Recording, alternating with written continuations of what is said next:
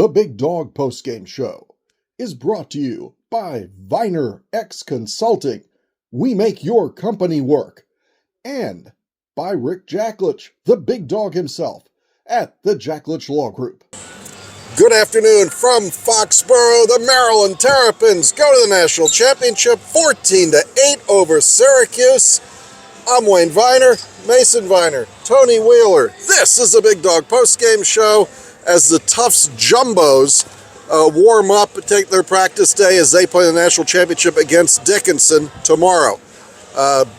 Bruce will chime in a moment, but I'm going to go with Mason. Maryland looked dominant for the first half, but what did you see out there? You come out, you don't play clean against Maryland, they make you pay. Same story every year, but all that matters now is what tomorrow and Monday look like. What do the next 24 hours hold for this Maryland team as they get ready for the number one seed, Cornell Big Red? Sure, 42 hours until this starts up again. Tony, from a Syracuse perspective, they didn't get to play their game. How did Maryland take them out of what they wanted to do?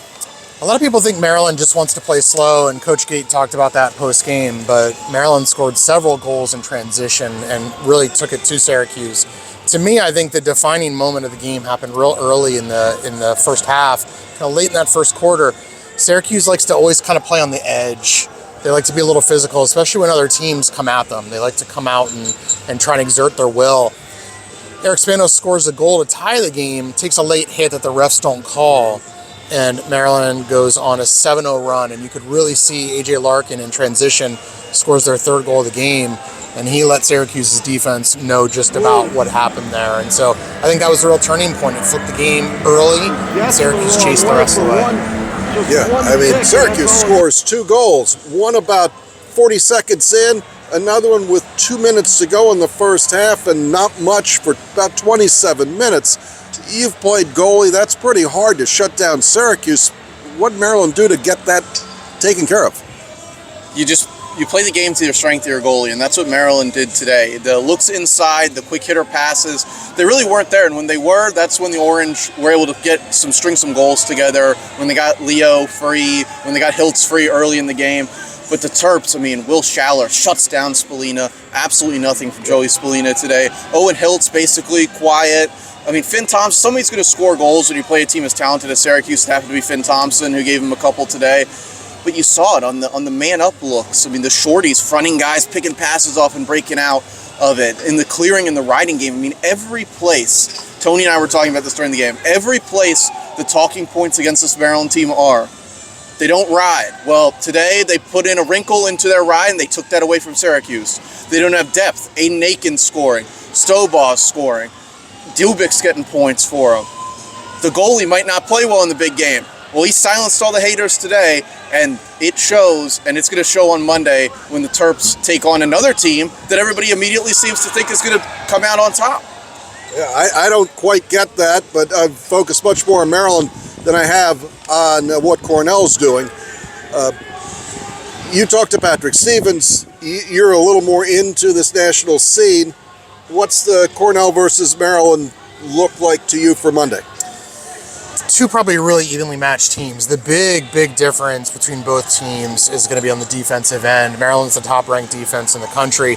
Cornell is mid-20s on defense. Cornell's been able to get by, number one, by having an elite offense. Their starting six might be the best starting six. They like to play a lot like Syracuse. They like to get into transition. They like to run. We've seen the last 2 weeks them get kind of bogged down in real Big Ten-style games, and they've taken a real physical pounding. There's some rumors that C.J. Kirst might be hurt. He didn't score today. No, he didn't look that great today. And at the faceoff spot, Maryland supposedly had a weakness today against John Mullen. Maryland's two Fogos, Shea Keithler and Jonah Carrier, actually beat him on the day. And John Cascadden for Cornell is a really good Fogo. He's coming back from a knee injury on a short turnaround. Now he's got two guys to deal with. Yeah. I'm not sure how much of an advantage they're going to have at the face-off. And he made the difference today. I mean, his ground ball play in that game against Penn State, it set the tone. And look, the other thing is who's going to go up against like Hugh Kelleher for Maryland. I mean, if they can get McDonald and Larkin on him, you see the advantages there. The biggest thing going into Monday is the difference between the two guys in the cage. The guy wearing the number 1 jersey for Maryland, He got the second team All-American, Tony. I think he's put together the first half of a weekend that shows that he is clearly the guy when it comes down to it.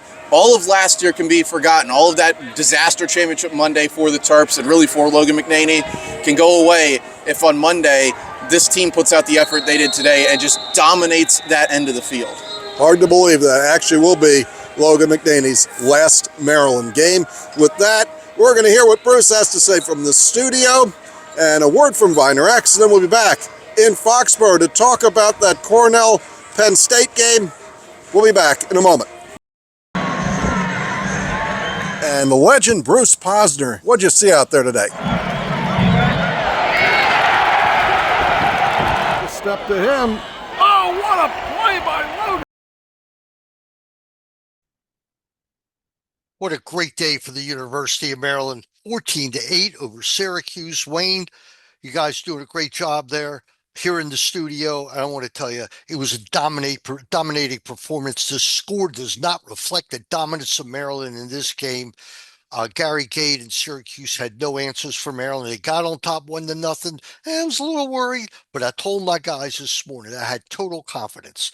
I think the fact that there was a shaky weather there and the game was outside, not the dome, definitely worked to the Terps' favor.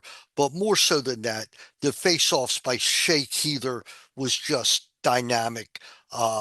He was just great. I don't know how else to put it. He won 9 face-offs, and overall, Maryland was 14-10, and his backup, Jonah Carrier, did great. Actually, they share it, and Tillman goes with who he likes. I think when it was on 10-6 or 11-6, 11-5, and Q scored, and then Maryland answered it pretty quickly to make it 12-6. That was about it. All right, there was no way you were catching Maryland. They really know how to use the clock. They ran the clock down. How about the play of Eric Spanos? 4 goals. I pray that he's okay. It shook me up bad when he left the game, came back. He'll be in the ice bath for like a day and a half. And Kelly, 2 goals. Always his leadership leads the way. Aiden Aiken 1, Bryce Ford 2, AJ. All right, AJ with 2 goals. Luca Ward had 1, Erksa had 1, and Elijah Snowball had 1. But the star of this game was Logan McNaney.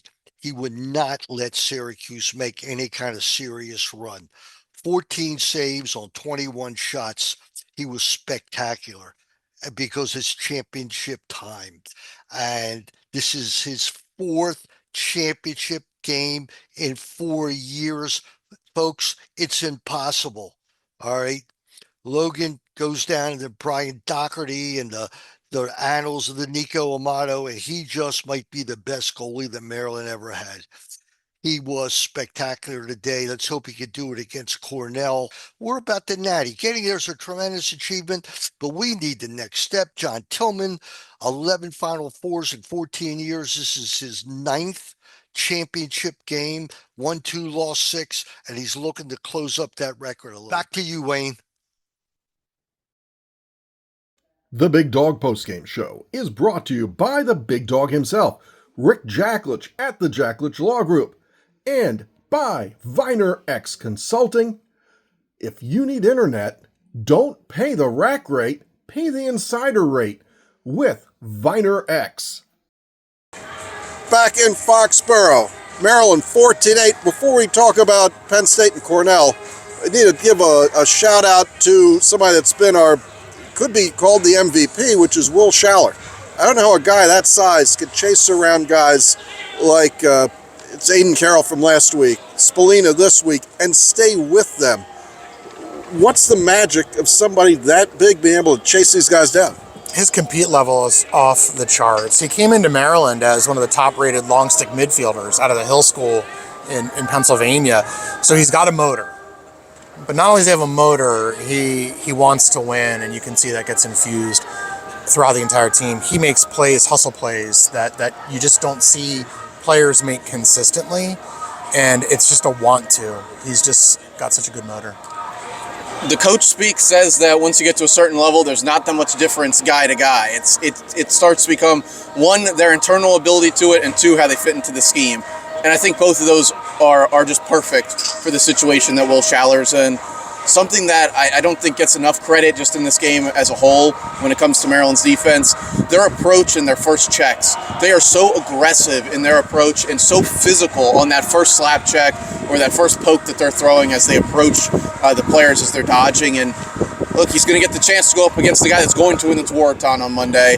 And you know, as good as Maryland is, they sell those points to these guys that, hey, the be the best mentality means you have to beat the best. They've done that all year, and then Monday, that's that last hurdle to clear. Give me 30 seconds on a game that looked like Penn State had Cornell in trouble, and then boy, went the other way. Yeah, I mean, Mason and I were like, wow, Penn State's got this game in their tempo, in their style, in their pace. Cornell got 4 goals from their non-top line kind of guys. 1 pole goal, a face-off goal, and 2 goals out of their second midfield. That was the difference. Yeah, Cornell really showed something that I did not think they had in the second half of that game. Penn State they were like 1 play short today. The plays they made the other last weekend against Notre Dame, it just didn't happen for them today. Kirst doesn't do much for Cornell, which you would think if you said that, you would see Penn State playing on Monday, but Traynor also just not really able to get that last goal when they really need to push over the top. Frassion they just need somebody to do something to change the game at the end there, and it just did not come. The difference, as it looked like they were going to have a replay of that Notre Dame game on the Penn State side, was that Cornell got a goal to break that up. And that all it took was 1 goal to make that mountain too high to climb. But my goodness, the effort was put in, and Penn State continues to build. They've been around the Final Four enough that you'd think that sooner or later they might get one of these. 3 in 6 years. We'll see if they can get over the hump. I mean, you get guys like Grant Ament and Mac O'Keefe, and it doesn't happen for you. You start to feel like Maryland when they had Matt Rambo and Colin Heacock, but they got it done in the last year. They've had some guys, and you can start to see it coming. I mean, Lehman's going to be that guy for them. They got the talent there. It's just, eventually it's going to come together for Tamburoni, to your point, but it just hasn't happened yet. Not yet, not here. Maryland, Cornell, I hate to do this because we have about 40 some odd hours to think about this, but we have to as we wrap this up. Who do you have on Monday? I think the Terps defense is just too much right now. You look at the performance today, unless Kirst really turns it around, and something just does not look right there. But Shaller's, you got to know Shaller's going to be on him. You look at Hugh Kelleher, I think that's Larkin and McDonald. That's a big guy against a big guy going at it, and I think the Terps are going to come out on top. Tony. Through 18 games, Maryland's only allowed 3 opponents to score more than 10 goals. I think a Maryland kind of an 11-9 kind of game feels about right. I think it's going to come down to goalkeeping and face-offs. Maryland wins these games 9-6, 9-7. I'm going to take Maryland over Cornell on Monday. I'll go 9-6, and that's going to wrap it up from here. Maryland 14, Syracuse 8. For Mason, I'm Wayne, that's Tony, and Bruce is in the studio. We will see you on Monday in Foxborough.